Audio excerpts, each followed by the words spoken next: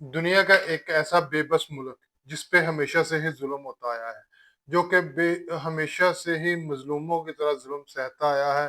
عورتیں، بچے، جوان، بوڑھے، ہر ایک کے یہی مسئلہ ہے، ہر ایک پہ ظلم ہوتا آیا ہے، لیکن اس کی سب سے بڑی وجہ مسلمانوں کا خاموش رہنا ہے، کیونکہ آج تک کوئی بھی مسلمان ان کے حق میں نہیں بولا ہے۔ جی ہاں، ہم بات کر رہے ہیں فلسطین کی۔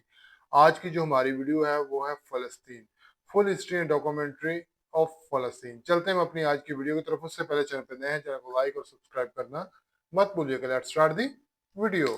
دنیا کا ایک ایسا بے بس ملک جسے آج ہر مسلم ملک کی مدد کی ضرورت ہے، نہ صرف آج سے بلکہ پچھلی کئی دہائیوں سے۔ یہاں کے مسلمانوں پر روزانہ کی بنیاد پر انتہا کا ظلم کیا جاتا ہے، چاہے مرد ہوں، عورتیں ہوں یا بچے، سب پر ظلم کیا جاتا ہے۔ آپ نے اندازہ تو لگا ہی لیا ہوگا کہ ہم کس کی بات کر رہے ہیں۔ جی ہاں، آج ہم فلسطین کی بات کریں گے۔ ان پر ہونے والے ظلم میں ہم بھی کہیں نہ کہیں شامل ہیں، کیونکہ ہم خاموش ہیں۔ ناظرین، آج ہم بات کریں گے فلسطین میں لوگ کیسے زندگی گزار رہے ہیں، آخر فلسطین ہم سب کے لیے اتنا اہم کیوں ہے، اور اگر جنگ سے پہلے فلسطین کے لوگوں کی زندگی دیکھیں تو یہ کیسی تھی؟ کیا یہ بھی ایک عیاش عرب ملک ہوا کرتا تھا؟ فلسطین کی مکمل تاریخ بھی جانیں گے۔ فلسطین کے لوگوں کے لیے آج تک کا سب سے بڑا مشن گلوبل سمود فلوٹیلا، جو دنیا کا سب سے بڑا کشتیوں کا قافلہ ہے، یہ قافلہ اب کہاں ہے اور کیا یہ غزہ میں پہنچا کہ نہیں؟ اور اس قافلے میں موجود پاکستانی سینیٹر مشتاق احمد خان کہاں ہے؟ پیارے دوستو، اسی طرح کی بہت سی دلچسپ معلومات آج ہم آپ کو فلسطین کے بارے میں بتائیں گے۔ یہ ویڈیو ہر مسلمان کے لیے انتہائی اہم ہے، تو اسے مکمل لازمی دیکھیں، اور ساتھ ہی تمام دوستوں سے گزارش ہے کہ چینل کو سبسکرائب، لائک اور شیئر کر دیں تاکہ ایسی دلچسپ معلومات والے ویڈیوز کا نوٹیفیکیشن آپ کو ملتا رہے۔ تو چلیے آج کے اس مظلوم مسلمان ملک کے سفر کو شروع کرتے ہیں۔ فلسطین، جسے باضابطہ طور پر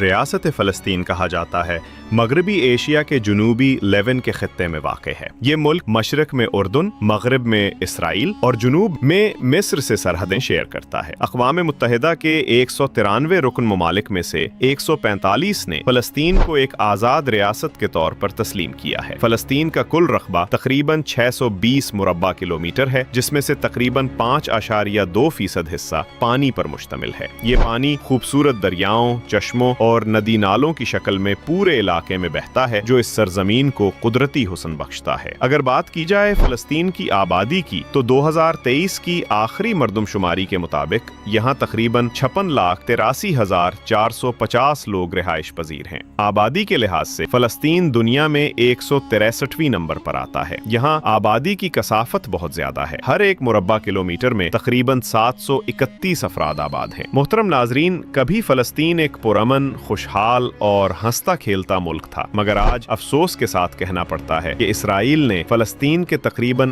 80% علاقے پر ناجائز قبضہ کر رکھا ہے۔ موجودہ حالات میں فلسطین کا نقشہ دیکھ کر یہ محسوس ہوتا ہے جیسے یہ خطہ فلسطین سے زیادہ اسرائیل لگتا ہے۔ ناظرین، فلسطین کا کیپٹل یروشلم ہے، جو کہ اسرائیل کا بھی ہے۔ یروشلم دراصل عبرانی زبان کا لفظ ہے۔ یہ شہر بحیر روم اور بحیرہ مردار کے درمیان پہاڑی سلسلوں میں موجود ہے۔ یہ دنیا کا قدیم ترین شہر ہے۔ اس شہر کو 3 بڑے ابراہیمی مذہب یعنی نمبر 1 یہودیت، نمبر 2 عیسائیت اور اسلام سب کے لیے مقدس سمجھا جاتا ہے۔ ریاست فلسطین اور ریاست اسرائیل دونوں ہی شہر کو دارالحکومت مانتے ہیں۔ اسرائیل زبردستی ناجائز طریقے سے اس پر قبضہ کرتا جا رہا ہے۔ یہ شہر کافی حد تک ٹوٹ پھوٹ کا شکار بھی ہے، مگر اسرائیل والی سائیڈ مکمل سرکاری دفاتر کے زیر انتظام ہے۔ اس شہر میں مسلمانوں کا قبلہ اول یعنی بیت المقدس بھی موجود ہے، جس پر یہودی قبضہ کرنا چاہتے ہیں۔ مکہ شریف اور مدینہ شریف کے بعد بیت المقدس سب سے عظیم ہے۔ اس احاطے میں مسجد اقصی بھی موجود ہے، جو مسجد الحرام اور مسجد نبوی کے بعد تیسرے نمبر پر بنائی جانے والی مسلمانوں کی مسجد ہے۔ اس شہر کا کل رقبہ 125.56 مربع کلومیٹر ہے اور 2022 کی آخری مردم شماری کے مطابق کل آبادی 9 لاکھ ہے۔ 80,711 لوگوں پر مشتمل ہے، یعنی یہاں 1 کلومیٹر کے اندر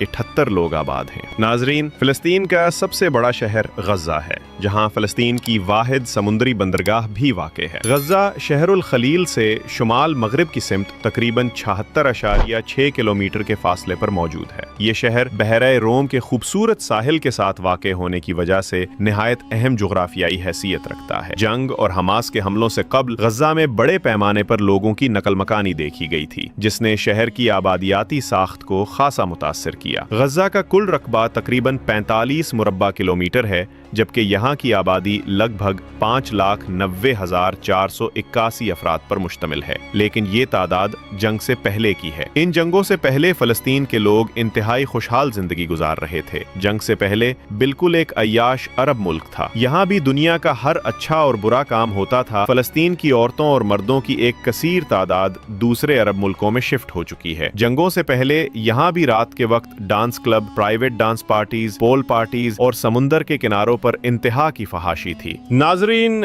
اب ہم بات کریں گے ایک ایسے مقدس شہر کی جو تینوں آسمانی مذاہب اسلام، عیسائیت اور یہودیت کے لیے انتہائی اہمیت رکھتا ہے۔ یہ وہ شہر ہے جہاں حضرت ابراہیم علیہ السلام، حضرت سارہ رضی اللہ عنہا، حضرت اسحاق علیہ السلام اور حضرت یعقوب علیہ السلام کی قبور مبارکہ موجود ہے۔ آپ کے علم میں اضافہ کرتا چلوں کہ یہودی بھی حضرت ابراہیم علیہ السلام کو مانتے ہیں اور انہیں اپنا جد امجد تسلیم کرتے ہیں۔ اس مقدس شہر کا نام الخلیل ہے، جسے عربی میں الخلیل ابراہیم بھی کہا جاتا ہے۔ یہی وہ مقام ہے جہاں ابراہیمی مسجد کیو آف دا پیٹریارکس واقع ہے۔ یہ عظیم الشان مسجد دو حصوں میں منقسم ہے، آدھا حصہ مسلمانوں کے پاس ہے اور آدھا حصہ یہودیوں کے زیر انتظام ہے۔ یہ شہر فلسطین کے سب سے قدیم اور تاریخی شہروں میں شمار ہوتا ہے۔ الخلیل کی کل آبادی تقریباً 2,01,064 افراد پر مشتمل ہے۔ محترم ناظرین، اب ہم بڑھتے ہیں دنیا کے 5ویں سب سے قدیم شہر نیبلس کی طرف، جسے تاریخی طور پر نپلز بھی کہا جاتا ہے۔ یہ شہر اپنی قدیم تاریخ، روایتی بازاروں اور ثقافتی ورثے کے باعث فلسطین کا دل کہلاتا ہے۔ یہ شہر قدیم ثقافت رکھتا ہے۔ یہاں کے گھر اور بازار دیکھنے سے تعلق رکھتے ہیں۔ اس شہر کا کل رقبہ 28.6 مربع کلومیٹر ہے اور کل آبادی 1,75,000 لوگوں پر مشتمل ہے۔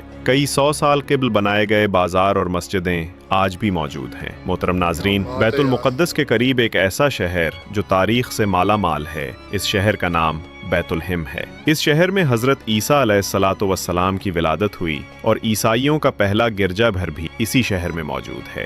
اس شہر میں حضرت عمر رضی اللہ تعالیٰ عنہ کی وہ مسجد بھی موجود ہے جہاں انہوں نے نماز ادا کی۔ اس شہر میں حضرت داؤد علیہ السلام کی ولادت، حتیٰ کہ حضرت سلیمان علیہ السلام کو بادشاہت بھی اسی شہر میں ملی۔ یہ شہر قدیم تاریخ سے بھرا پڑا ہے۔ اس شہر کو 1420 میں دریافت کیا گیا۔ اس شہر کا کل رقبہ 10.611 مربع کلومیٹر ہے اور اس شہر کی کل آبادی 25,000 لوگوں پر مشتمل ہے۔ پیارے دوستو، اس سرزمین پر بہت سی حکومتیں آئیں اور چلی گئیں، جن میں یونانی، فارسی، ترکی اور صلیبی حکومتیں سر فہرست ہیں۔ اسلام نے اس خطے کو 638 ہجری میں حضرت عمر فاروق رضی اللہ تعالیٰ عنہ کے دور حکومت میں فتح کر دیا تھا۔ دوران مسلمان حکومت کے 1055 میں صلیبی قابض ہوئے اور جنگ جیت گئے۔ اس جنگ میں اچھی خاصی قتل و غارت ہوئی۔ یہ صلیبی جنگی سلسلہ 1291 تک چلتا رہا۔ پھر سلطنت عثمانیہ کے گھوڑے اٹھے، جنہوں نے راستے میں آنے والی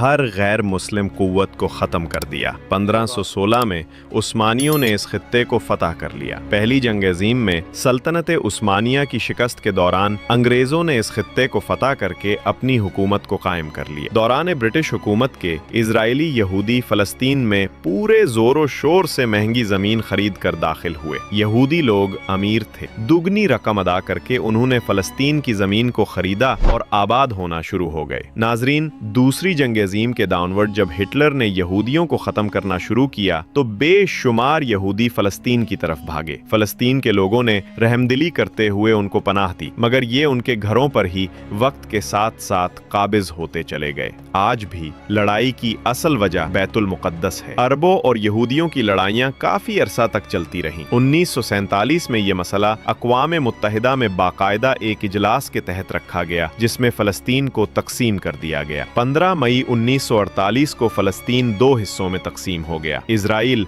बाकायदा तौर पर वजूद में आ गया। इस मुआहदे के बाद भी अरबों ने बैतुल मुक़द्दस की कई जंगें लड़ी, मगर इजराइल हमेशा जीत हासिल करता गया। ये जंग आज दिन तक जारी व सारी है। फ़लस्तीन की कौमी ज़बान अरबी है। फ़लस्तीन में 3 करेंसियां मौजूद हैं। Number 1 educational pound, number 2 Israeli new shackle और नंबर 3 जॉर्डन दीनार। अगर हम गजा को देखें तो बिल्कुल समंदर के सामने एक लंबी पट्टी की मानंद ये शहर है, जिसकी बैक साइड पर एक लंबी दीवार और फ्रंट साइड पर समंदर है। ये दीवार पूरे गजा को कवर करती है। दरअसल ये दीवार इजराइल और गजा के दरमियान एक बॉर्डर है। इस दीवार को 1994 में यहूदियों ने सिक्योरिटी पर्पस और कब्जा प्लानिंग के तहत तामीर करवाया था। आज अगर किसी गजा के शहरी को बैतुल मुक़द्दस की जानिब जाना हो तो एक लंबे और सुनसान इलाके से गुजर कर जाना पड़ता है। गजा की दीवार के दूसरे जानिब इजराइल है, जहाँ हर चीज की फरावानी है, लेकिन गजा में किल्लत पानी इंतहा की हद तक है और दौरान जंग खाने पीने की तमाम एशिया की भी किल्लत है। बहुत से मुसलमान बच्चे